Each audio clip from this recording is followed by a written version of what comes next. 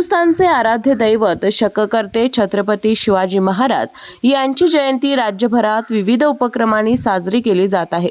या पार्श्वभूमीवर कोल्हापुरात छत्रपती घराण्याच्या वतीनं पारंपरिक पद्धतीने शिवजयंती साजरी करण्यात आली।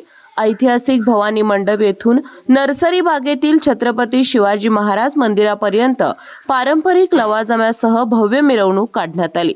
मिरवणुकीत पालखीत छत्रपती शिवरायांची मूर्ती ठेवण्यात आली होती।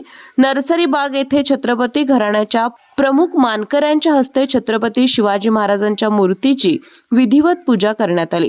खासदार शाहू महाराज छत्रपती आणि यशराज राजे छत्रपती यांच्या हस्ते हा शिवजन्म सोहळा पार पडला। यावेळी यशराज राजे छत्रपती यांच्या हस्ते पाळणा म्हटल्यानंतर शिवजन्म सोहळा पार पडला।